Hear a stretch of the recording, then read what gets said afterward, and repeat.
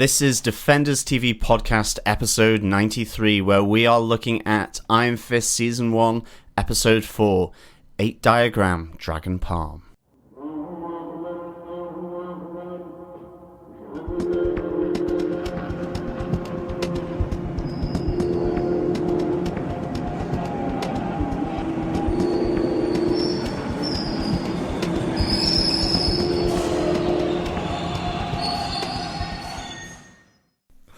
Welcome back, Defenders, to this, our 93rd episode of Defenders TV Podcast, where we are looking at 8 Diagram Dragon Palm, which is the 4th episode in this first season of Iron Fist.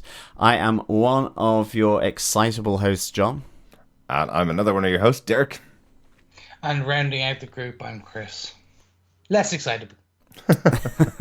Yes, so we saw Iron Fist in peril, and I kind of quite liked that opening image where he's got his hands clasped onto the floodlight, and they seem to be like a glowing golden, as though he's channeling his chi, but it's not, it's just the floodlights. It's just the floodlights, yes. And then, of course, bit of a weakling, actually. He fell off. Not that I would be able to hold on for much longer, I have to say, if at all. In fact, I would have just plummeted the 43-story building into a nice bloody mush, like a slush puppy or something at the bottom. Yeah. I hope you caught the old puppy reference there. But yeah, we are here reviewing this 4th episode of Iron Fist. Some of our listeners would already know, but any new listeners joining, we will go through our spoilerific 5 points of this episode, and then a few notes, and then we will come to see whether we defend this episode of Iron Fist. And yes, we will be posting new episodes every Friday and Tuesday each week. And so after this, our next episode will be posted there on the 28th of March. As always, if you want to listen, please subscribe and leave a review over on iTunes at defenderstvpodcast.com/iTunes, or you can go to any good or evil podcast catcher and search Defenders TV Podcast there. And of course, then subscribe on those pesky Android podcast catchers. And, of course, we are always looking for audience interaction. So if you would like to leave us any feedback, feel free to pop over to defenderstvpodcast.com and leave us a short voicemail. We have a competition ongoing at the moment where you can win a marvelous Marvel-filled prize. But we'll get into that a bit more later. Or you can also pop over to us on Facebook, in particular our Facebook group, facebook.com/groups/Defenders TV Podcast, where you can join in the conversations on every episode with us. We have a lovely group there where we discuss everything Iron Fist, Daredevil, Jessica Jones and Luke Cage, all leading to Defenders. And loads more too, yeah. Yeah, and don't forget, you can also find us over on Twitters at DefendersCast, where we typically sometimes tweet live tweets on some of the shows, but also, more importantly, we do any other news or tidbits that we find. We'll let you know as it comes. And as we release our shows, we will release them there, so you can be the first to know each and every Friday and Tuesday when we're releasing the next episode. Absolutely. I think it's about time to get into the episode. Hell yeah. Yeah, absolutely. I really like this one. It's a really good one. And there's a reason for that, I think. It comes from the pen of Scott Reynolds, who was one of the main producers of Jessica Jones. He was involved in all of the episodes throughout the series. Quite heavily involved in 4 episodes where he was co-writer on 2 and the main writer on AKA WWJD and AKA I've Got the Blues. I remember WWJD causing a bit of a problem in understanding for a while until we realised, oh yeah, what would Jessica do? That makes sense. Loads of great time on those particular episodes, and great to have Scott Reynolds, another returning member of the Defenders crew, coming on over to Iron Fist. I'm still sticking with it's what would Jack Daniels do, especially since Jessica loves the old JD. But anyway. Yeah, it's pretty much the same thing. What would Jessica do drinking Jack Daniels? Yes, exactly. Or no, what would Jessica do? Or what would Jessica do drinking that Jack Daniels, which would be WWJD DJD. Yeah, exactly. Yeah. Exactly. Yeah, They just had to exactly. shorten it out for TV. That Yeah, was it. exactly. And the episode was directed by Miguel Sapochnik. He's directed 4 episodes of Game of Thrones, 2 episodes from the last 2 seasons of Game of Thrones. So, big director. Yeah, do you think that's why we saw our first little bloody Enterprise, maybe, in this episode? I think that's entirely possible. Exactly. That brutal scene with a sword is could be entirely at the feet of Mr. Sapochnik. Yeah, and of course the alumni that is Finn Jones of Game of Thrones. So I wonder if he had been in one of Miguel's episodes. Possibly. He was still involved in the last 2 seasons of Game of Thrones as well, wasn't he? So, Yeah. Before he jumped over and joined the Marvel cast. Yes. John, do you want to tell us what they gave us with your synopsis of the episode? Sure. After being pushed from Harold's penthouse apartment, Danny Rand wakes up on the couch and finds himself in the presence of Ward and his dead father, Harold Meacham. Whilst in shock, Danny and his father's former business partner and friend connect with Harold, embracing Danny like a long-lost son. He welcomes Danny home, asking, "Are we good?" And the Meachams set about reintroducing Danny Rand back into New York society and Rand Enterprises. All the while, Colleen returns to the Street Fight Club as the Daughter of the Dragon, and she begins to dominate the arena, earning more winnings. As Danny starts to make waves in the boardroom at Rand Enterprise, Joy is tasked to catch up with Danny, but as they discuss the past, the Triads kidnap Joy because she closed the deal on the pier they controlled. Danny saves Joy, who is injured, and tracks the Triads to the Golden Sands, where he warns them off by mere mention of the Hand. However, Harold's dealings with the Hand continue and appear to have come to fruition. Madame Gao takes Harold to an unknown location where her faithful servant receives his reward. On seeing his daughter for the first time in years, he notices her injury and asks for one last favour as the Hand make a violent visit to the Golden Sands base. As Danny settles into his new life, a ring at his apartment door gives new direction to his purpose as the Iron Fist. Yeah, great episode this. I really liked it for a whole host of reasons that I'm sure we will get into now. But I think with that, our first point, Harold and the Hand's plan. He hasn't aged a day and he's been resurrected. We get confirmation of this theory and wow. We got one right. Hey, We I did. think this is one for the books. I think so. This is literally one for the books. I think so. I think we should all join in downing. Speaking of Jack Daniels, maybe an entire bottle of Jack Daniels After the podcast. after the podcast. Yeah, During the podcast. We will join Jessica in her drunken slumber. absolutely. Yes, for new listeners, we do not watch ahead on the episodes, and we are delighted that one of our crazy theories actually turns out to be a crazy fact in the show, where it turns out that Harold Meacham has been dead and has not aged in over 12 years since Danny last saw him. That's really interesting. A nice little touch here. So not only when we see someone come back to life are they brought back from the dead, they also don't age again for the next 15 years, or 12 years. That's a really strange idea. So will we see that with Elektra as well? Maybe, yeah. I think first off, it's just the fact that these two people that have been reported as dead come face to face, and you have that great moment where Danny still thinks he's hallucinating, presumably from the bump on the head after falling off the floodlight. But where he kind of turns to Ward and says, "You see him too," moment. You know. So that coming together of these two, in effect, resurrected people in the eyes of the news and the general population, I think is really interesting. And I mean, you kind of wonder, how is it going to go? And I think they kind of handled it pretty well. I like the way Harold is painting out to be a prisoner of the Hand, that he is having to do stuff. He talks about how, the Hand has infiltrated Rand Enterprises. I love his little nod to, maybe he's not necessarily referencing the Marvel Illuminati, but he does talk, unlike the Illuminati, the Hand is real. Well, Harold, so is the Illuminati. They're just better at hiding it than the Hand.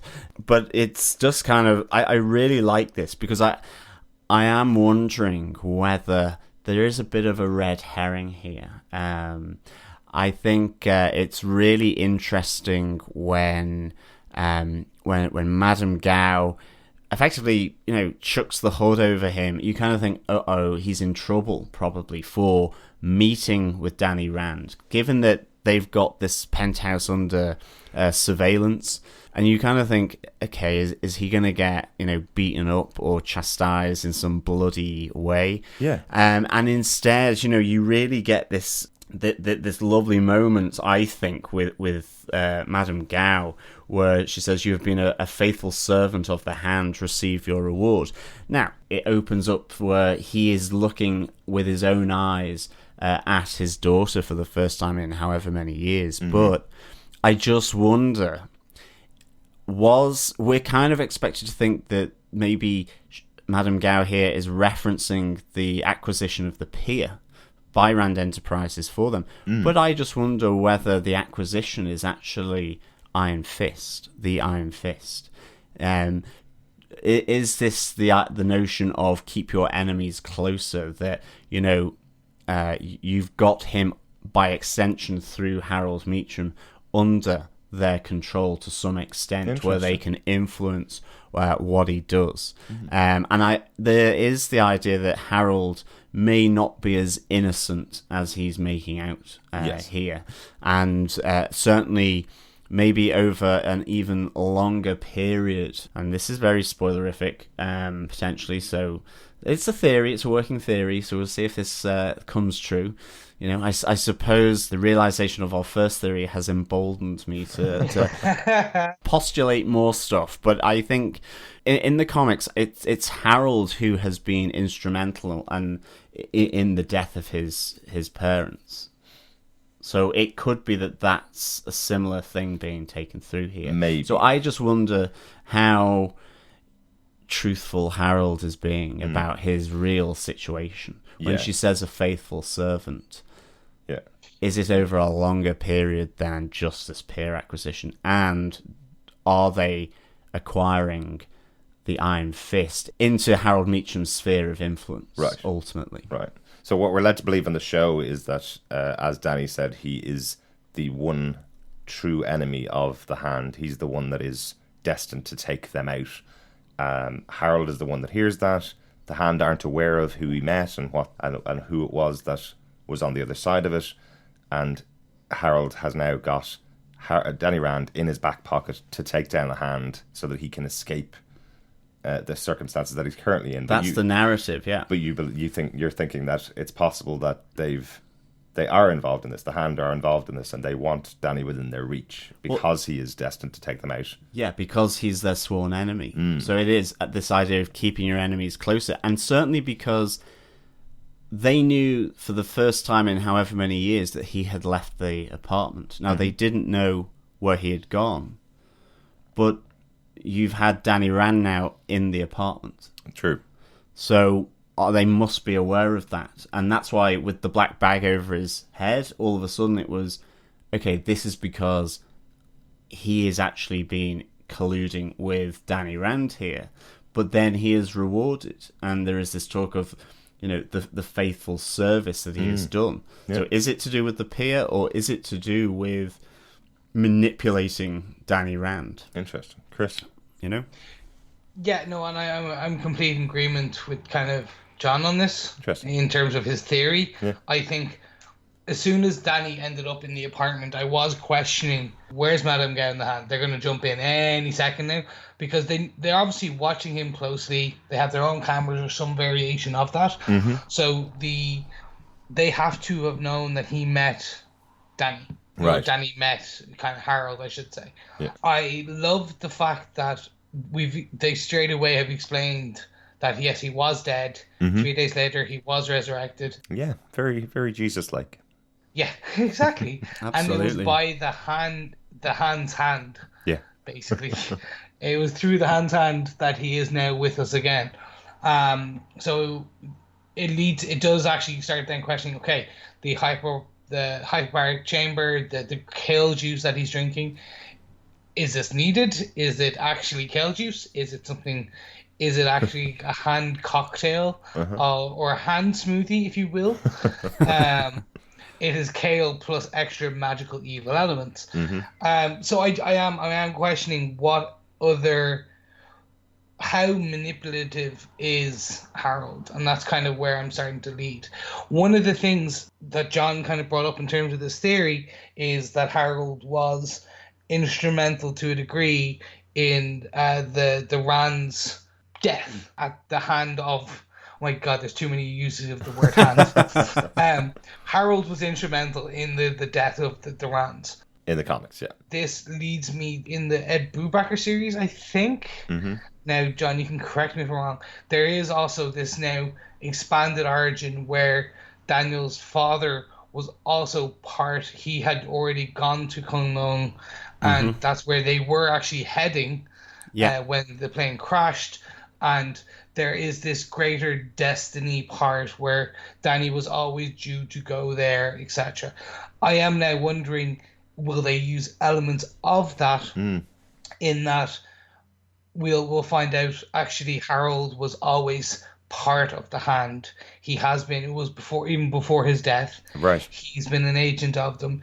They coerced him because they knew that the Rand family, one of them, the descendants, would be an enemy of the Hand, the sworn enemy of the Hand. Interesting. So by getting him originally trying to just kill them off, stop the bloodline, but now it's like, okay, well, look, you made a mistake. You didn't do the job right.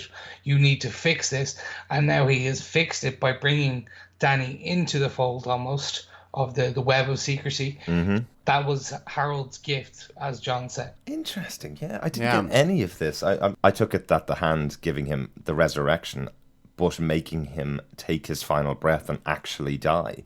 I took that as him being very angry with the treatment that he gotten from them, and then them locking him into his apartment, not ever being able to talk to his daughter, not ever being able to see her. I took it really as he is aggressively against what the Hand are doing, but has no power against them, even though he was a very powerful man when they met him first. So this having Danny in his back pocket against them is his power. It could still be starting that. to rise back up. Yeah. Absolutely. It's just kind of giving another angle, maybe that might be the case as well. But yeah, it could just simply be he wants to control the Hand. But I think that the one thing for me is just that the Hand surely would be aware now that Danny Rand is obviously back in the country, but that he has been at the penthouse, given that in the instant he left, they were on him like a ton of bricks. Yeah. I think there's another great little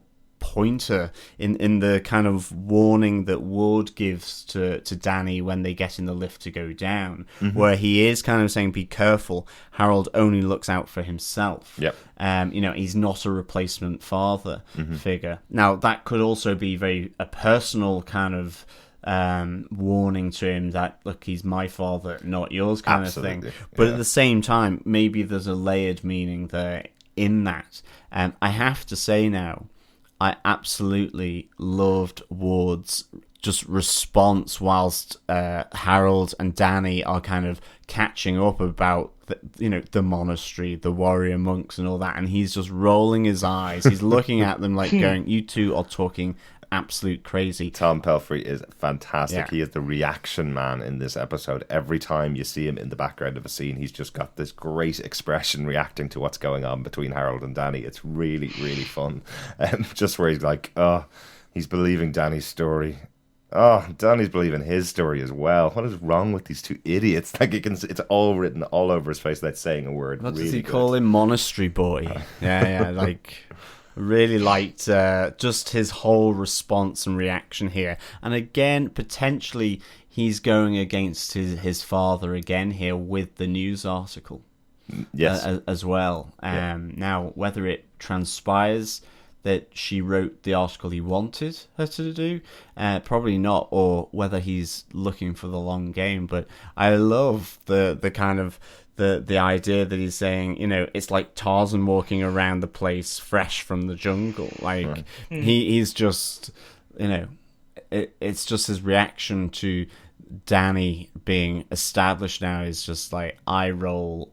Oh my goodness, he knows nothing. There is also, as we talked about before, Ward is the leader of this company and is seen by the world as being the leader of this company, yet his father has been calling the shots for 15 years.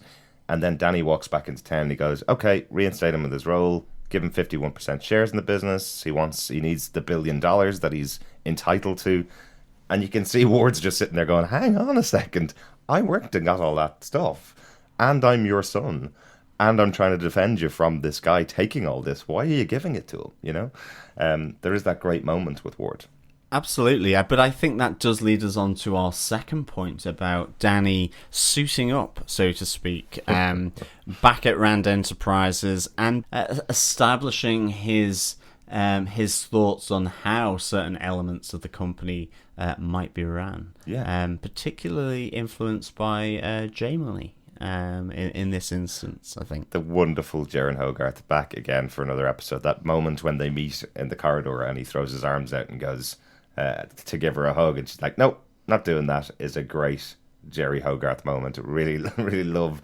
She's still got the coldness, but she's also very happy that she's just won this. She's now a retainer and wants to immediately get those contracts signed so that she's herself and her company are now involved in Rand Enterprises. Yeah, I like the way that, she says to these people, you are a hostile takeover. Really interesting. Again, just making him think that it's not all balance and positive energy. Absolutely. This was one of my favorite kind of parts of the episode so far. I think Danny's monk training paying off. So, for example, during the press conference when he's asked about his short stint in the psychiatric ward. He goes off book, but he straight away, you can see there is his calm. He starts getting quite emotional and then he calms it down quite easily, and he actually spins it. He spins it in a way that he without even thinking about it. And this is where you can see he is the son of a billionaire. He is the rightful heir because without even planning on it, he has put them, both Joy and Ward, in his pocket to a degree because he could have hung them out to dry. Yeah, absolutely. Yeah. This was a brilliant part when he brings it into the boardroom scene where they're talking about this drug and the illness. And this is where the downside, if you want to call it that, I suppose the upside, depending on how philanthropic you are, the paying for selling the drug at cost. Yes. In order, so not earning $1 off the sick or the ill, who cannot fend for themselves. I love the reaction of Danny where he's kind of going, how many people a year die of this? And we have the cure, and you want to actually charge those people money for it. And the other guy on the board is saying to him, oh, don't worry about it, Danny. They'll just be paid for by the World Health Organization, and they'll then sell it on to the people over there at a lower rate. But again, Danny has that reaction as a Buddhist, and as a very caring human being, and as our superhero, obviously, on the show, that this is entirely wrong and he can't have his company running like this. Nice moment, a nice little ability there from Danny to stop something bad and nefarious happening within this kind of corporate structure. That's really cool. Yeah, and it makes me wonder, when Ward says, so let me get this straight. You, Danny Rand, as majority stakeholder with 51% shares, are drawing a line in the sand. On your first day. On your first day. And that has got me thinking this is going to come back to bite him in the ass. That combined with the journalist meeting Ward has, this is where it will come back because... this is what my theory now, again, kind of rolling into the episode of theories. Ward is setting it up that the shareholders, the other shareholders, the other 49% will, and obviously you'd assume that there's an IPO on this company. It is publicly traded, so the stocks will go down if they show a vote of no confidence in the current main. He's not even a CEO. He's just a majority shareholder. Yeah. He has enough control. So this is where probably that Ward is trying to bring it so that they have a vote of no confidence, if you almost say, in Danny. Right. But we also did learn he is just a figurehead of Jerry. Yeah. He has no day-to-day job. That was Which- hilarious. What am I supposed to do now after I've signed these documents?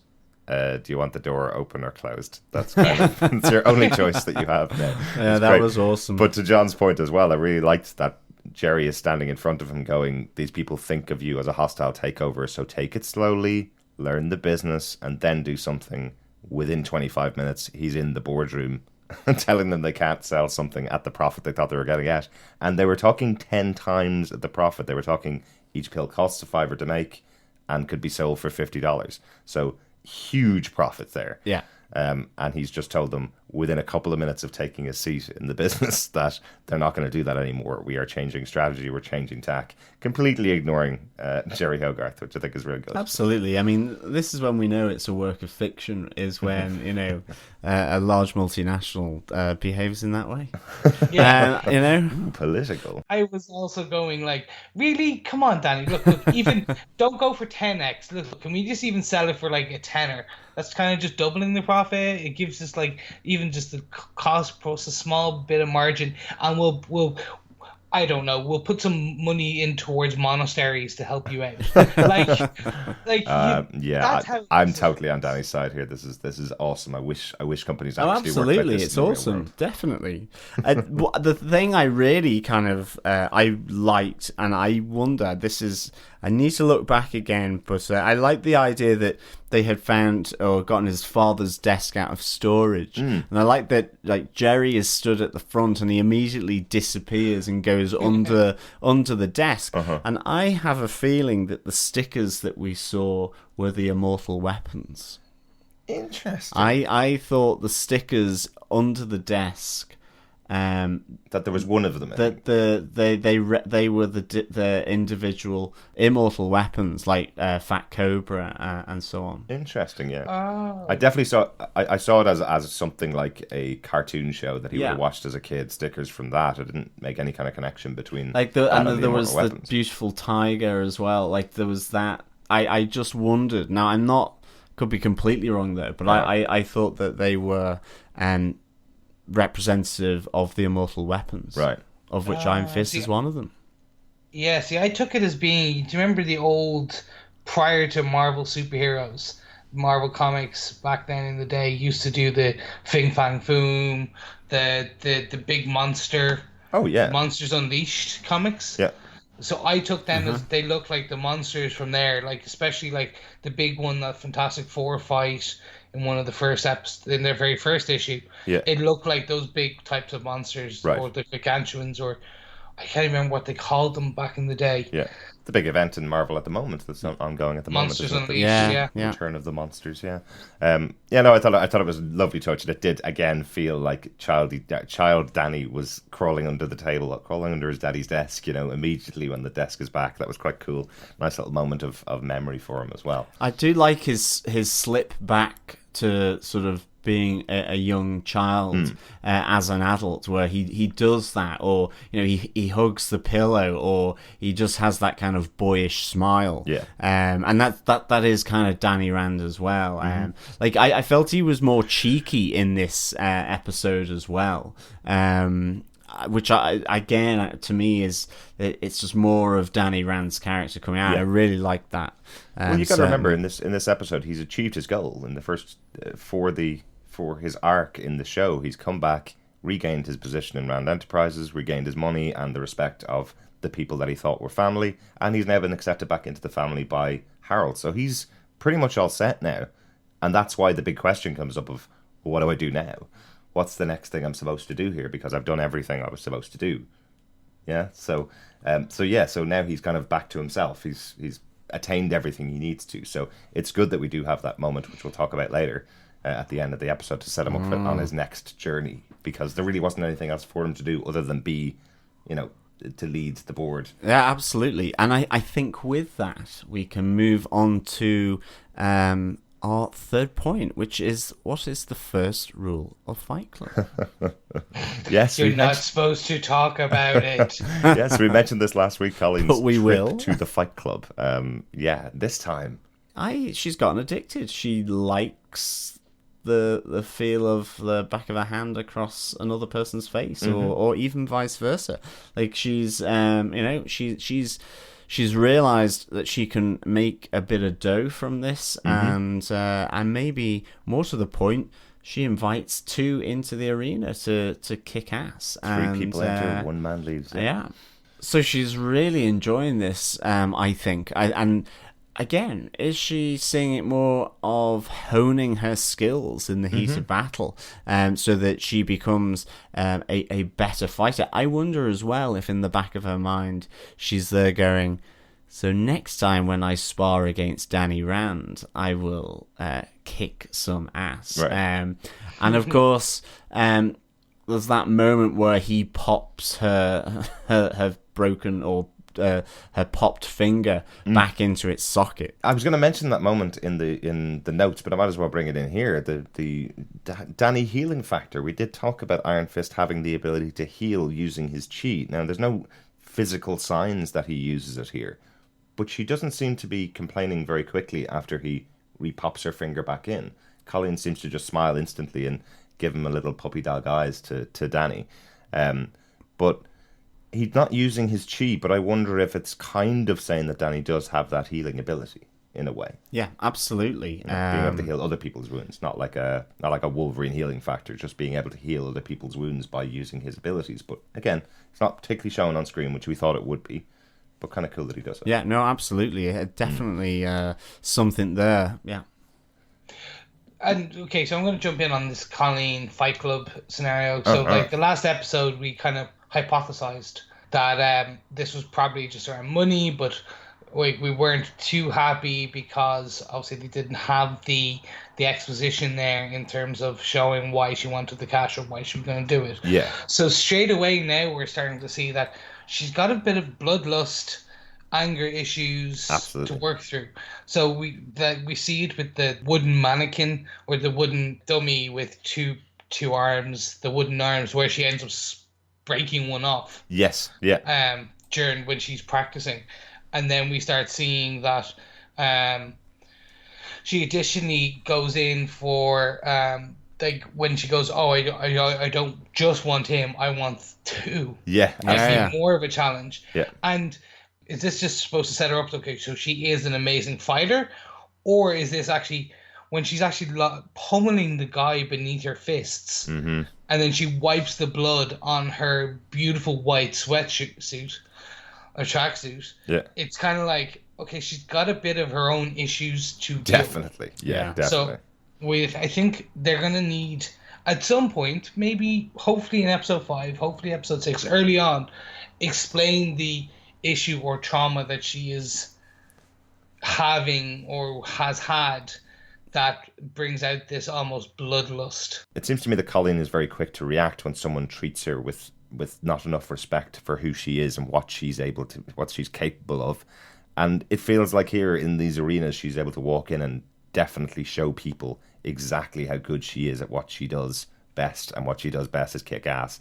I'm expecting that, we may not see Colleen for 2 or 3 episodes, and suddenly the next time we see her, she's back in the arena just going, come on, anybody else, come on. And she's knocked out 10 people on the floor, She's just building up and up to prove that she is the number 1 fighter in this fight club now, Absolutely. There's certainly some cathartic aspect to this, the release of anger. I mean, the punch down of the guy, it went beyond being a fight because he was down and out. So yeah, it'll be interesting to see how that gets that spun out, and whether is she getting less conflicted about doing this fighting for money, which she had a go at obviously Daryl in the previous episode. So that will all be interesting, I think. And remember, this all comes on the back of the fact that Daryl videoed her last fight and put it on the internet. So that whole idea that we saw last episode where she was saying that if you do something like this, it ruins the respect people have for you. Well, it's now up on the internet that she does it too. She fights for money. So yeah, again, I was kind of surprised that she's going back to the fight clubs, knowing that people have been seeing this fight on the internet and seeing that she is this amazing fighter. She seemed really taken aback by the fact that somebody would share it and ruin her reputation, possibly. So quite interesting that she's still pursuing it. But yeah, it does seem to be much more of a bloodlust, or much more of a, the only way I can possibly use the strength I have is by involving myself in these fight clubs. Definitely, and just getting back to those white sweatpants as well, and the tracksuit, that is looking a lot like her comic book outfit. Right. The Daughters of the Dragon outfit. Definitely, Yeah. It's certainly that seems to be at play here. It's very cool. Yeah, really cool outfit as well. The hood, another hooded hero in the Netflix Marvel Cinematic Universe. Very cool. Yeah, now we just need to see Misty in her red outfits with knee pads, and then we're done. That's it. Although she didn't have... So I couldn't see, but in her outfit in the comic book, she usually has these kind of two little wings on her back. On the back, yeah. I couldn't see that. I couldn't see it, whether it's stitched in the back or whether it's a something on the back. I couldn't see it there. Yeah. Definitely need that 4K TV, boys. Yes, exactly. It is coming. Excellent. But I suppose this kind of brings us on to, speaking of fight clubs and fighting, and the Hatchet hallway scene. Yes. And more importantly, Danny's reprisal from it, or because of it.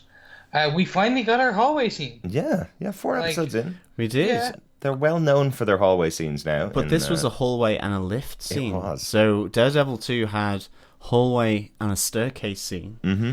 Daredevil 1 had his hallway scene. Luke Cage had his hallway scene. Yeah. Jessica Jones, everything led from the lift to her door through that hallway. Mm-hmm. And now we have the kidnap of Joy Meacham. Yeah. Whilst she is talking with Danny about, his past, their friendship, all that kind of thing. Mm-hmm.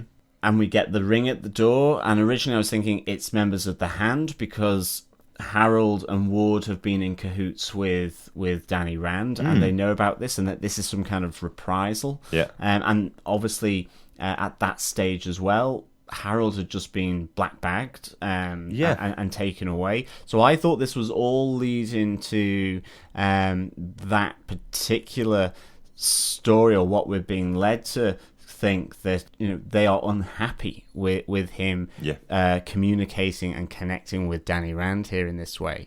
But actually we find out it's Triads, and it's because she closed the deal on the purchase of that pier that they had previously owned with Raj Patel, the businessman.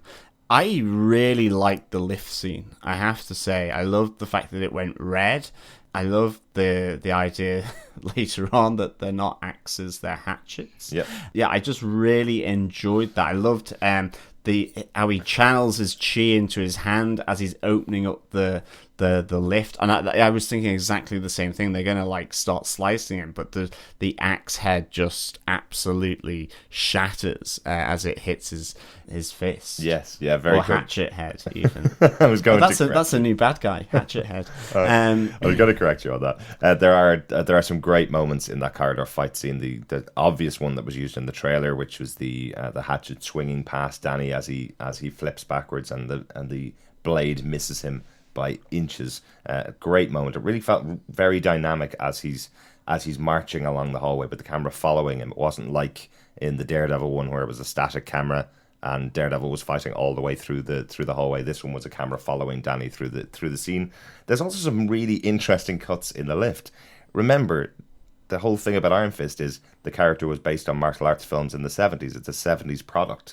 And I think they took the opportunity within the lift here to do some nice 70s cuts where you had dual screens of what was happening, where Joy was punching out one guy, Danny punching another, and they're kind of side by side on the screen.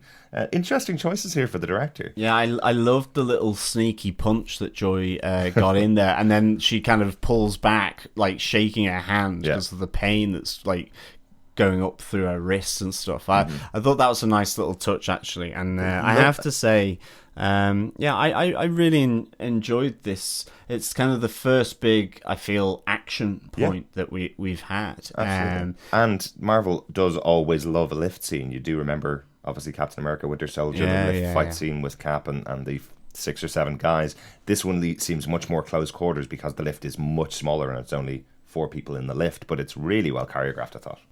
Completely. This for me was one of the best or better fight scenes we've seen, even Colleen and kind of, especially with Danny. I think this was more just because it showed off, again, that precision Danny has in terms of taking the guys out. Yeah. Now, the phenomenal bit for me was where he just clenches his fist as the hatchet comes down and shatters. I did straight away think, ooh, shrapnel, but obviously that doesn't take into account everything. But that was a great element of the scene. When it then becomes the getting from point A to point B, which is the doorway to the hall, to the lift or the elevator, that was great. Yeah. The only bit I was missing was hoping to see Danny hold one guy with his leg at his neck, the guy's neck, against one side while simultaneously punching in the other guy. That would have been cool, actually. Yeah. I like that idea. I was also thinking, ooh, Joy, watch out, because there were axes flying in that confined space. So I was like, I would have just probably hit the floor. Exactly what I was going to say, actually. That there is a great moment where Danny blocks a hatchet from hitting Joy while hitting one of the other guys. It is kind of like what you're describing, Chris. It's something that I did notice in this episode with Danny in the lift with the 2 guys, and with obviously Colleen in the ring with the 2 guys. Something about the choreography here where they haven't done the traditional 1 versus 1 in a 3-person battle, if you know what I mean. You do see 2 guys trying to hit Colleen at one time. You do see the 2 triad guys trying to hit Danny at the one time. But they're both such great fighters that they're able to take on 2 people at the same time. Traditionally, it would be one person throws a punch while the other's on the floor. Other person gets up as the first person's being knocked down, and it's always a kind of a one-on-one battle. Yeah, whereas this seemed like quite a well-telegraphed bit with Colleen in one fight against 2 people and Danny in another fight against 2 people. Yeah, it's multiple attackers, it seems, a lot of the time. And of course, it's just the fluidity of... It's a lot more leggy, I suppose. It's more aerial as well. Spinning in the air or using the legs and the feet as much as the hands. It's much more than, say, Daredevil would. Yeah. And obviously Luke Cage is purely about the upper body. Yes. Okay, he may kick and so on, but, He usually just slaps people out of the way. Colleen and Danny are using their legs and feet so much more in the fight compared to just their hands. And in fact, their punches are much more... They're very precise. They obviously don't have the same effect as, say, Luke Cage. Yes. So even though people go down, they're back up again. So they've got there's a lot of multiple fighting as well. I like that because that feels a bit more real to me, actually, as well. I think Daredevil has that as well. Daredevil definitely has a realism, but you can tell it's a different fight choreographer for this show than have been on the other shows. I think Philip Silveri was the one that did the fight choreography for season 1 and season 2 of Daredevil, and he was perfect for that show. But I like when you see fight sequences with Danny Rand because they feel different, and they should. He's a different type of fighter, as we've discussed before. He is more controlled and measured, but much more powerful in some ways because he is super powered. Yeah, and that's not taken away from Luke Cage either. It's just simply that because he's solid, effectively, he's unbreakable. When the fist hits the face, it is like concrete or steel. Yeah. So they're gonna go just buckle. Whereas there's a grace to it as well, I would think, in some way. But I love the use of the feet. It's kind of like the lift tap in the first episode. Yeah. There's kind of multiple things going on between his legs and his arms and hands. Mm-hmm. And that makes for a really kind of... Yeah, it's kind of like spider legs. There's suddenly four limbs are kind of going off, punching, kicking, spinning, and so on, and not just... the 2. Yeah. Yeah, it's Spider Danny. That's it. Every time he does those certain things, I'm like, yeah, they're trying to make him very, very, very agile in this. Yeah. So that he can kind of take on some of those elements. I love then how this moves and builds into him going to the golden sand, the base for this triad group, this restaurant. And as soon as he mentions the hand, of which he speaks it in Chinese, in Mandarin, then they back away and we're going to leave Joy alone from now on. Yeah. But this comes to the reprisal from the hand, not so much the hand, but because Harold wants revenge for on the person who had injured his daughter. So I thought this was really, I just thought it was really good and brutal that, who did it steps up, sword in the head. Blood, like it's the bloodiest bit. But it's so kind of damn efficient. Like there's no long battle. He goes to take a swipe at what you think is just a regular ninja. Sword comes out and it's sword straight in the forehead and top of the head, and it is actually Harold Meacham. And I love when he gets back into the car and just rips off off the mask and the hood. It's just I just thought his face, his expressions were really good. It's kind of like job done. He's breathing heavily, but he's kind of got that pride of having taken vengeance. And this is again another reason why, he's dressing in the Hand's uniform. Yeah. So he's a good and loyal servant. Definitely. He is. So really interesting. That is a great scene. And again, just to speak to the point that we talked about earlier on with Miguel Sapochnik, who directed the episode and directed previous episodes of Game of Thrones, it is that kind of brutality that you would expect in medieval times. That's how this guy's killed. I was almost expecting, the head to be chopped off or something like that, which is something you see in samurai films quite a lot. People losing their heads because they've disrespected a master or disrespected somebody. That's what I was expecting to happen.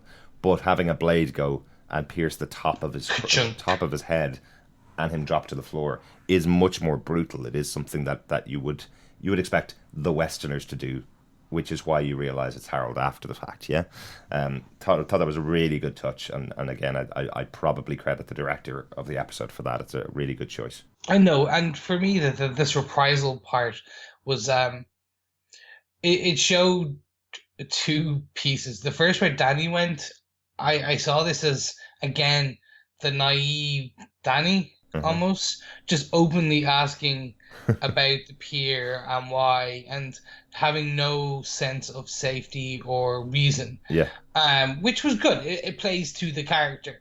And then mentioning the hand and seeing everyone back off was great. But then the way he phrased it when he was back with Joy and Colleen, which was we came to an understanding, or kind of I was like, no, you didn't. you mentioned one word and they got scared. Yes. I definitely would have loved some extras in that restaurant, though.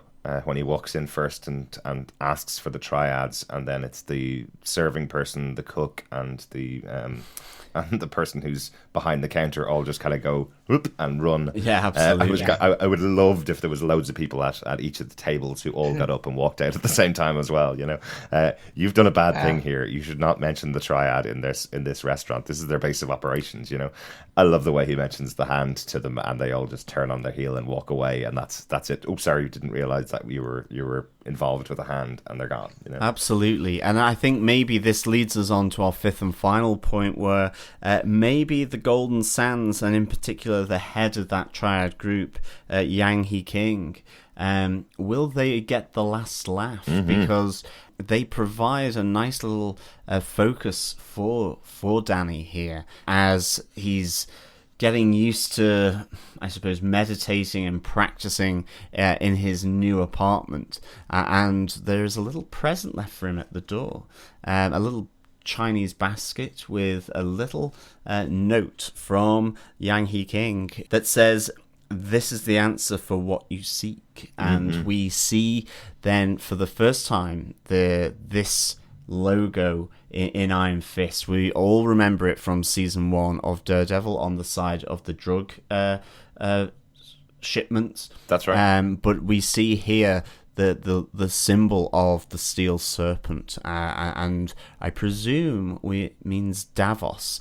And of course we get the yin and yang, because we also then see the Iron Fist logo on Danny's chest for the first time. That's right. The dragon symbol. Yeah, I love this because any good secret society knows you need to brand. Brand. It's all about marketing. Absolutely. It's all about brand. Go ask Hydra. If you're going to be a secret Illuminati, no one knows about you. You need to brand everything. Absolutely. You have to find out how it's all connected, you know? And also, hold on, sorry, just on this before we get fully into the Steel Serpent logo. For a secret society that no one's supposed to know about, everyone knows about the hand. Everyone. Yes, they do. It's just like The okay, hand's influence stretches far and wide, yes. But but I not presume that secret. I presume that they're not secret. I presume it's more you don't want to piss them off, so you just don't mention them. It's not that they're not. It's not that nobody knows about them. It's that everybody knows. Just don't mention them. You know, it's like the roughest gang in the world. So kind of like he who should not be named. Kind of like he should not Yeah. be named. Yeah, everybody's aware of who they are, but you just don't want to piss them off. Yeah. Yeah, absolutely. So yeah, first of all, I loved the reveal of Danny's kind of dragon tattoo. That was great because I thought they were gonna do it while he was doing the kind of he's running through his morning routine. Yeah. He just kind of swing to an almost like lotus position in like yoga and just kind of have like his like just like and then you just see the tattoo and it would.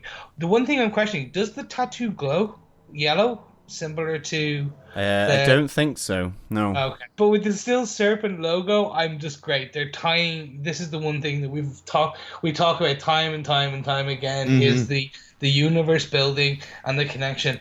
And we've been waiting 4 seasons of shows just to get to this point. So I am pretty sure they'll bring in Davos and he will be the big bad preempting Madame Gao.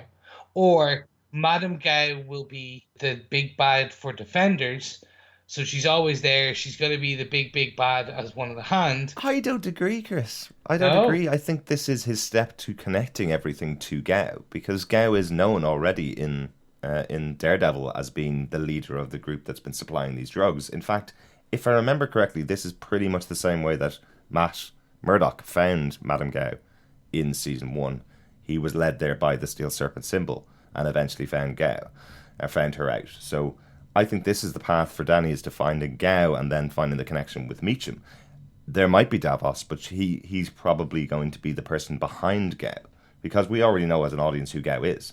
So I'm thinking True, Davos actually, might yeah. be the person behind her. Yeah, Next, well, the next that's how I was kind of reading it, was that because ultimately Davos has the same abilities as Iron Fist. You know, he's expert in martial art. He has drained Xiao the Undying of that power as well. So he is a match for Iron Fist, and you know, and we haven't seen him yet, so it would be kind of odd if the path that Danny goes down to find after he gets the Steel Serpent leads him to someone that we've never met before on the show. So I have a feeling that Gao will be a stepping stone to this new character in the universe. Yeah, no, I definitely think so. Absolutely. That's actually an interesting way of putting it. It's kind of changing it from where Davos would report into Mother Crane and or Madame Gao. They're flipping it now because we've seen Madame Gao so long that Davos is probably higher up than her. She reports into him, which would be it. Okay, that's a different take, and I suppose for people who are into the comic books as much as say John, it's a fresh take on it. So it's a oh, I didn't see that coming. Yeah. Almost Or kind of again, surprise. you know, maybe simply Gao just sets Davos on him when he gets too close. Of course, that is Yeah. the other option. Yeah. Well, the only thing is, and I want to put this down. What if Madame Gao is not Mother Crane? Yeah, she might What? not be at this stage, given that Yeah. she would appear to be fairly high up in the Hand organization, rather than. So I mean, maybe that theory, we may have won one, we may have lost another. She may be a variation, or there's multiple Mother Cranes and kind of like leader of the Steel Serpents, etc., etc., etc. But the Steel Serpents is also the Hand, and she is just one of many elderly lady with supernatural fighting abilities that sits shadowy in the dark. Maybe. I think she is always going to be one of the big bad. Right. And then, like, she controls the hand, where she's up in the board of directors on the hand, beside Davos. Right. And some of the others. In the volcano. Yes, it's a skull-shaped volcano on an island, just in the middle of the sea. And you know what's infesting those waters? Sharks. Piranhas. No, sharks with lasers. Yeah, Sharks exactly. with iron fin sharks. I They all love have it. the power to steal. Yeah. We've said it before, this is definitely the episode of theories. I think the other interesting thing is, Davos is a bit like the Baron Mordo of this world. Okay. As well, in the sense that, he is a native of Kunlun as well. So it'll be interesting to see, is he an out-and-out bad guy? Right. In the same way that we saw from the Doctor Strange movie, that Mordo isn't necessarily always evil. Right, yeah. So it'd be interesting to see where his intentions lie and how he connects in with the hand. I'm sure he is going to be evil and despicable, but look, there's the potential maybe to see how they sort of really broaden out that character as well. So Absolutely. I'm really excited to see, and it's great to see the Steel Serpent symbol. Definitely. And again, we don't watch ahead. There is no confirmation that Davos is even in the series of Iron Fist. We're just all speculating here. These are all our theories about what could be happening coming up on the show. But that's the top 5 points for the episode. Notes, gentlemen?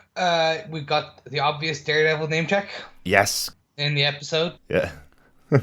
that was Meacham saying to Danny, "Why are you climbing around the building like that Daredevil?" Yeah. Yeah. Exactly. So my next point my next note, I should say, is Danny refers, when he's speaking to Joy, about August's personage in Jade. Now, the only thing I could think of who he was talking about, now this is where John needs to come in, is UT, the ruler of Kunlun, the guy who was always just in green robes, or jade green robes. Interesting. Yep, that is what I would have been thinking when I heard that, is that you're looking at the ruler of Kunlun here, and the person who ultimately adopts Danny into Kunlun and sets him on the path to becoming a warrior monk. Very cool. I think this is a high probability that it is Utai. I'm trying to remember which way we should say it. We now. went for UT in the end. Yeah, UT. Confirmed by Ronaldo, one of our listeners. Yeah. So, absolutely.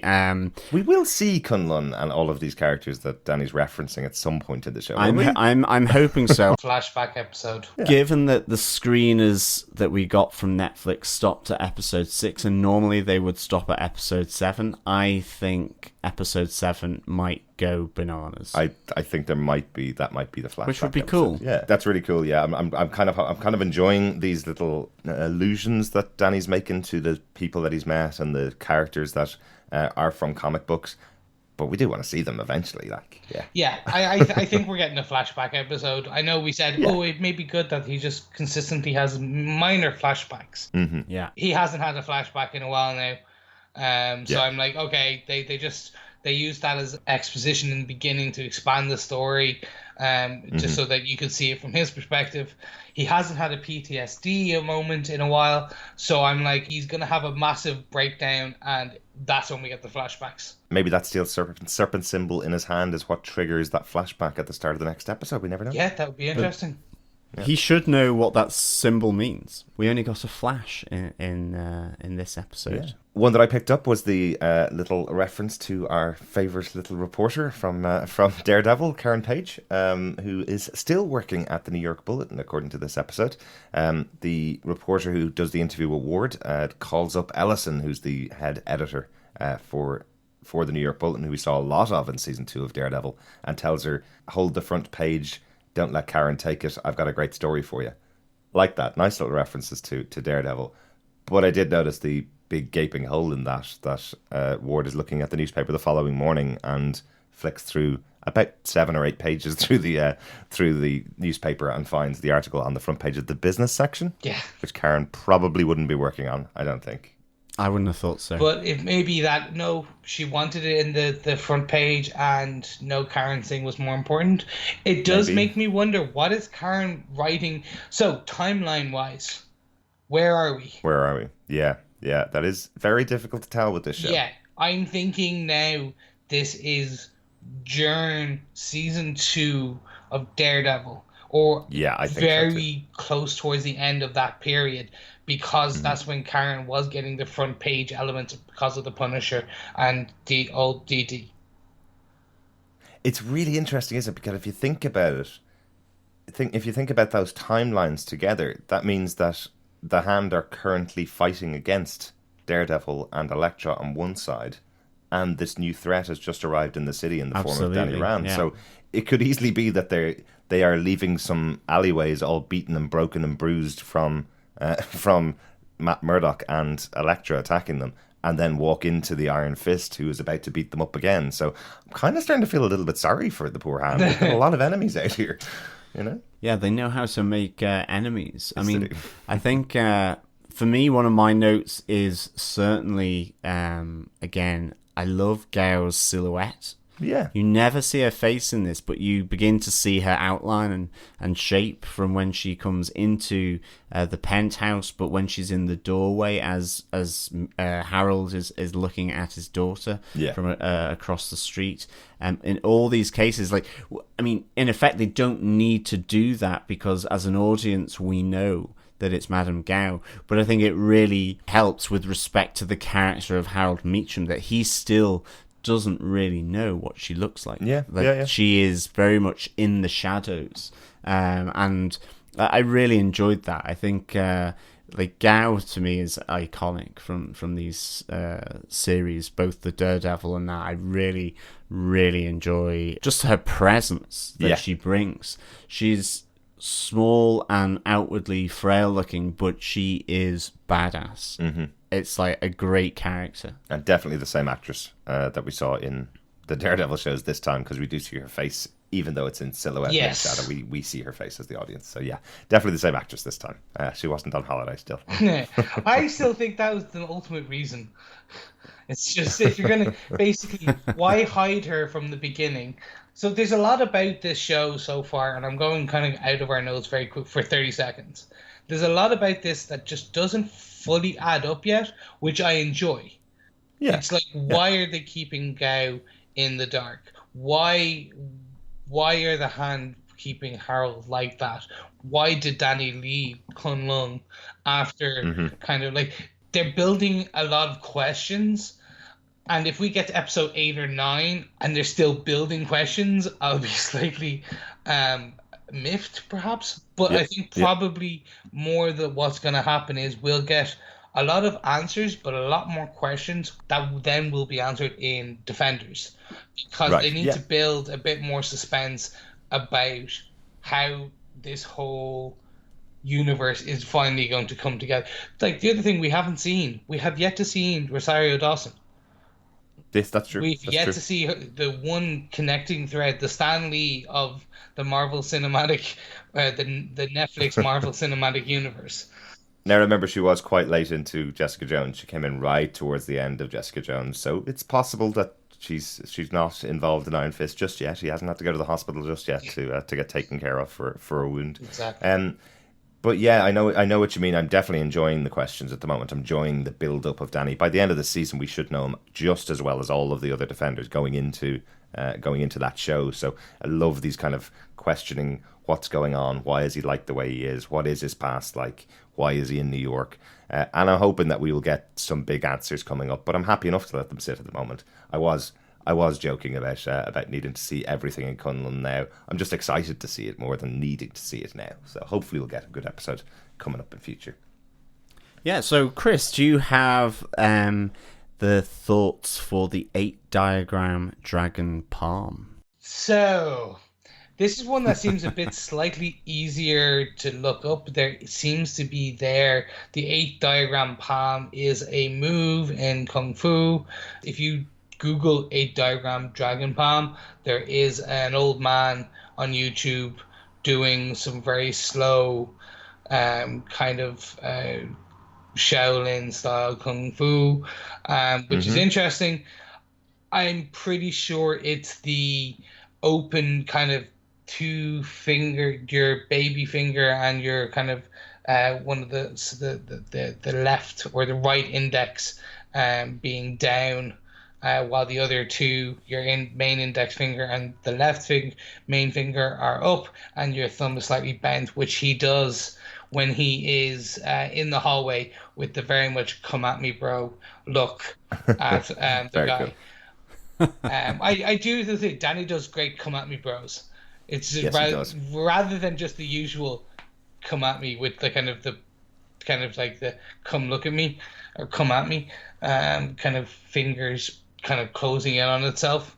This seems to be a bit more kung fu "come at me, bro." Yeah. Well, doesn't he say when he's in the center of a fight, that's when he's his best? Yes. Is right in the center of a fight. So that's when he finds his calm and he can channel his thoughts and energy. Yeah. It's one of those things that another thing that I noticed within this episode, and a little bit in the last. I do like the way they show him channeling his chi in these episodes. It's such an important thing for the character of Iron Fist. I like that he has to take a few milliseconds or a few seconds to stop, breathe, channel, and then he gets the Iron Fist. It's not something that's instantly there, like Luke Cage's power, like Daredevil's power, like Jessica Jones's power. It's something that he has to pause, take a second, and then he can go and fight.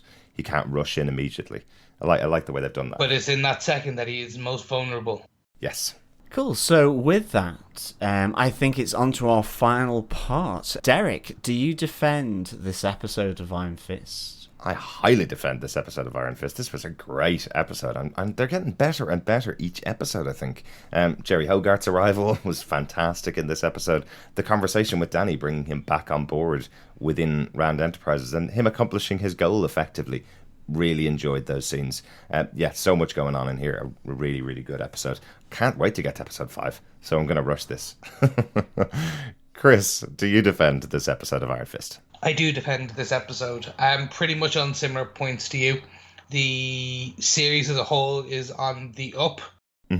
Each episode gets better and better each time. So I'm interested to see what more questions they will bring, but additionally what questions they will answer in the kind of forthcoming episodes. The thread of the Steel Serpent logo, bringing that in, the how deep Harold is part of the Hand and his own onus towards them, and how his debt owed would be interesting. Danny getting back into the office, and then more importantly, that hallway scene for me was, okay, they're planting the flag of how he will do this and how he will look, and how he will fight. So it was fantastic. Overall, fantastic episode. I'm just, as you said, I want to finish this up quickly so we can go watch the next episode. John, do you, as the last defender, defend this episode of Iron Fist?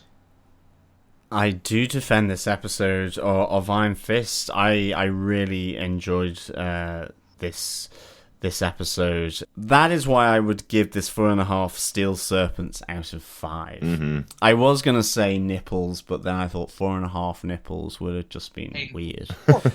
So very painful, very evil, yeah, absolutely, and presumably would have been edited out.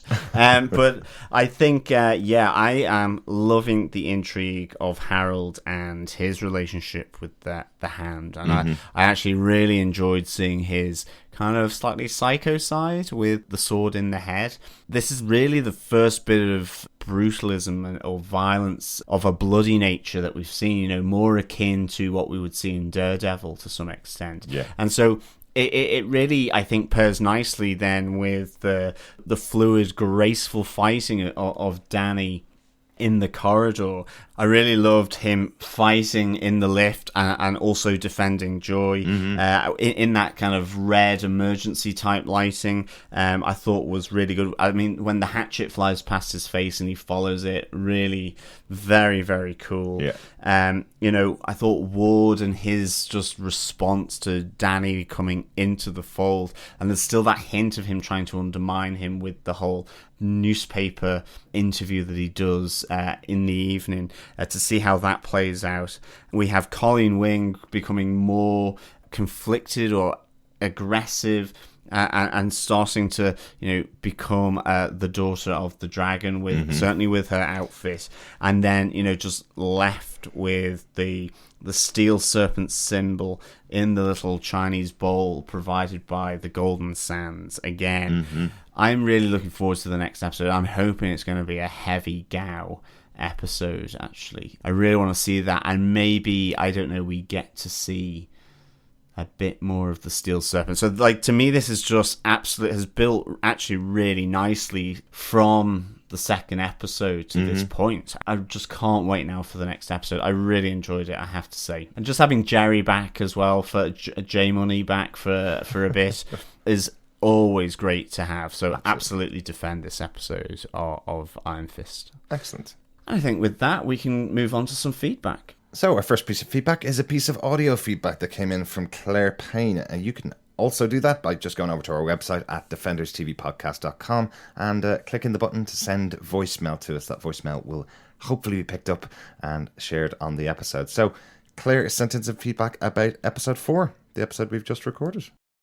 Hi guys, I really enjoyed episode 4 of Iron Fist. I think they should have renamed the episode The Corridor of Flying Hatchets. That fight scene and also in the lift was absolutely fantastic. I really enjoyed that. One scene I do want to talk about, it's just a very small scene which actually did make me laugh. It was when Danny entered the boardroom to join in the meeting, and he pulled the chair so that he could sit next to Joy, and I just liked the way he just kept saying, I want to sit next to Joy, and he just made everybody move up, and all the suits that were sat around him just looked totally disgruntled at what he was doing, and also grasping what the Rand company was actually about now, and how they actually can make money from selling drugs and pharmaceuticals. So yeah, definite highlight for me in the episode. Overall, as I said, a fantastic episode for number 4. Colleen, she is a hero of mine. I just think her fighting scenes are absolutely superb, and can't wait to see how the rest of the season pans out. Thanks for all the great podcasts. Look forward to hearing to the rest of them. Bye-bye for now. Thanks so much, Claire. Cheers, Claire. Yeah, thanks so much, Claire. I like the name of the episode. Oh god, yeah, that would have been amazing. Yeah. Or even you could have called it the house of the. So you couldn't call it a house, because a hallway by itself is not a house. No. House of flying daggers. I mean hatchets. I'm gonna kind of jump in on her point regarding the table, and I love that scene as well, where Danny is just like, hey, I want to sit beside my best friend. Scooch, scooch, scooch. So cute. It was just literally, it was just like, oh, poor Danny. Yeah, no, and I mean, yeah, Colleen's fighting is just really cool as well. Oh. I mean, she is kick-ass, absolutely. She's my absolutely, spirit animal. Yeah. Yeah, loving Jessica Henwick as Colleen Wing. I just think she brings such a good vibe to this character. Really very cool. The boardroom scene, very, very cute. Definitely. Old so puppy dog Danny, he certainly got the eyes watering there. Jeff Childs also sent in some feedback to us over on Facebook. He says, did anyone else yell when Colleen broke the dude's arm? Yes, this gets me in every TV show if someone's arm is snapped. I remember seeing a clip of a reality TV show where 2 guys were arm wrestling on the show, and during the arm wrestle, one of the guys broke his arm on TV. So real life TV show. And I remember getting tears in my eyes at the thought of your arm breaking while doing an arm wrestle. And ever since then, every TV show that uses someone getting their arm broken does the same to me. So yeah, totally grimaced. Completely on the same. I have an audible, oh. But that's more typically for when someone gets kicked in the family jewels. That's usually where majority of the time I'm like, oh, and I slowly cross my legs. But even for this move, I would... Colleen has a way of instigating guttural hurts out of me in a voice every time she cracks something. And also the audio. Actually, there's one thing we don't talk about often. The audio the sound quality in majority of these shows, and especially Iron Fist as well, is fantastic. When Daredevil or Colleen or Iron Fist break someone's arm or shatter someone's clavicle, whichever you want to see, that you always hear that kind of, and I think that's always a great way of kind of making everyone go, ooh, yeah, sore. Yeah, we've not seen them knee someone in the twig and berries just yet. Not yet. No. I wonder what the Foley guy would do for that noise. Anyway, absolutely. We may have to find out. John, do you want to give us the next piece of feedback? Yeah, Ronaldo on our Facebook group as well came back with the press conference scene had a few cool and interesting bits. I loved how Danny went up to the lectern, saw Hogarth and enthusiastically waved to her chagrin. A nice touch showing Danny's naivety. Also, as they wrap up the conference, some journalists touch upon Danny's penchant for outbursts. This ties in with what the podcast mentioned in episode 1, how Danny's personality in the comics is prone to fly off the handle at times. Yeah, that was you, John, wasn't it? It certainly was. Yeah, he does have that yin and yang element to his personality for sure. That fish out of water kind of feel to Danny in this episode and in this scene in particular is really well done, I think, by Finn Jones. Yeah. Absolutely. Just that wave to Jaren is just hilarious. Hogarth's reaction to it is great. She has a great reactions to him as well. So just some general feedback about episode 3. Michael Booth says, I feel like we are finally at the kicking off point intended. First 2 were slow, scene setting, but now we're getting somewhere. Definitely. I think this is all building totally in episode 3. This really has started to really meet up, I think. Yeah. Sylvie, again, on our Facebook group, loved it. Did you guys notice how the colours green and gold are becoming more and more present? Funny that it is Hogarth who gave him money to buy his classic dark green shirt. I was so glad to see her back. Absolutely, Sylvie, and Rebecca concurs as well. I loved that he brought a green T-shirt with the money. That is getting into classic comic book territory here. Yeah, other than his costume, right? Yeah, absolutely. Well, the modern version that doesn't involve pick-your-nose collars and a Ned Flanders suit, where it's like he's wearing nothing at all. Nothing at all. Nothing at all. Chris. Yeah. So. Kind of to round out our general feedback, Jeff Childs went on to say in our Facebook group as well, I like that Danny has figured out that he needs to give evidence of who he is when he meets Hogarth. And I think we kind of covered it in this episode as well. Kind of that scene was fantastic in terms of slowly reminding Jerry that of only things he could have known, where even Jerry calls him on it. But some of the stuff that anyone could have known that. Well, actually, only I know this. Yeah, I love that she just keeps pushing him for more and more information, and then she's convinced, and then she moves on, just like Jerry should. Very good. Yeah, exactly. Speaking of Jaren Hogarth, we also got some feedback on her first appearance in episode 3. Ronaldo said, it was really nice to see Hogarth in this. Carrie-Anne Moss's subtlety in maintaining Hogarth's icy exterior, but showing glimpses of warmth towards Danny and his family made me like Hogarth even more. Hope she maintains a role in Danny's life. Seeing Hogarth tackle the Meachams in their office made me metaphorically fist-punching, no pun intended, the air. Lots of nice feedback about Jaren Hogarth. Completely, and I think we can't gush enough about Carrie-Anne Moss's portrayal of this character. Absolutely. And her redemption ? We'll have to wait and see how far she goes with this redemption. Will we see the old Jerry, or will the new Jerry that we all love and has us metaphorically fist punching the air, will she stay? And then just actually speaking of Jerry, we've also got another piece of feedback about Jerry, and John Tara Higley went on to say, she is such a badass. More Jerry Hogarth in everything, please. I can't agree more. I can't wait to see her in the Defenders. Yeah, same here. I think she She was really good in this episode. Yeah, I think we mentioned just how, you know, that there is that continuing redemption of Jerry Hogarth, but also that you see the glimpses of her, you know, her coolness in terms of iciness, and just she's fairly focused on getting one up on the Meachams, and I enjoyed that too. Certainly. I think Rebecca over on the Facebook group also said she's a beast indeed. You do not mess with her. Some alternating opinions as well. Doug Green says, I disagree. I felt like she was a total 180 from the last time we saw her. Lisa Richardson says, remember that the Hogarth from Jessica Jones has been completely humbled.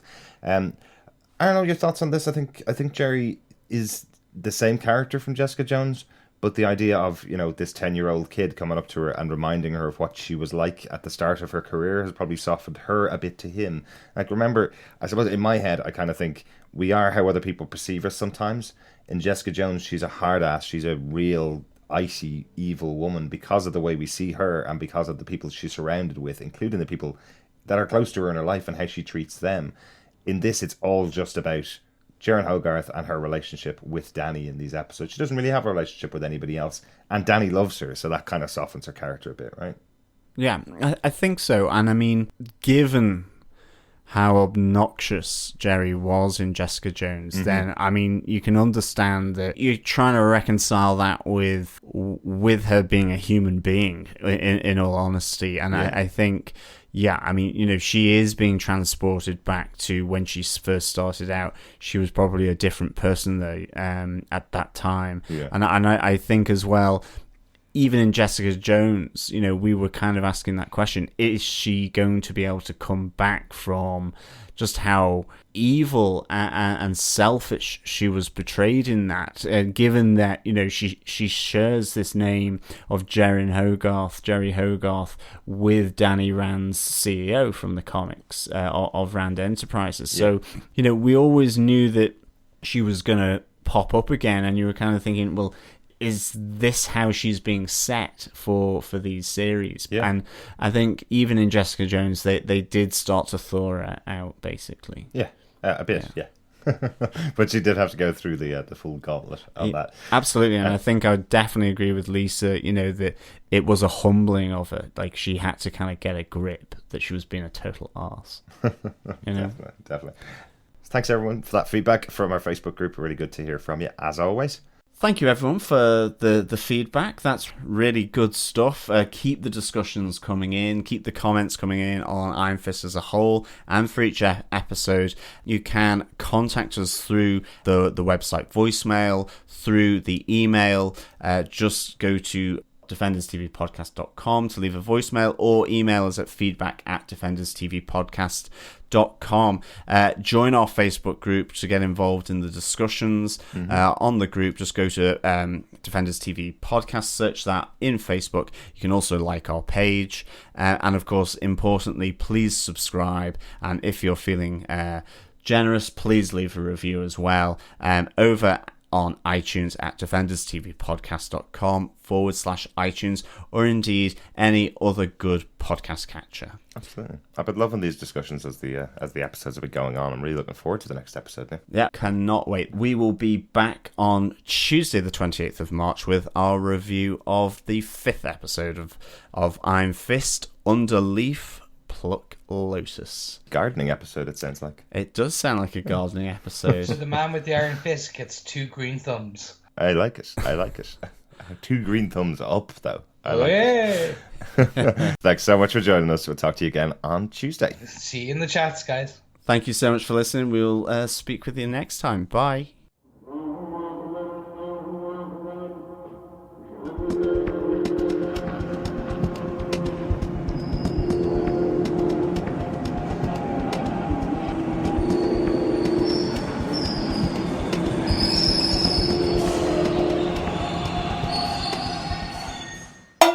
Exactly. Really good. Then one of the ones now. This is where. Hang on. Paddy's Day. Another drunken Irishman arrested. Yep. It's gone. Yeah.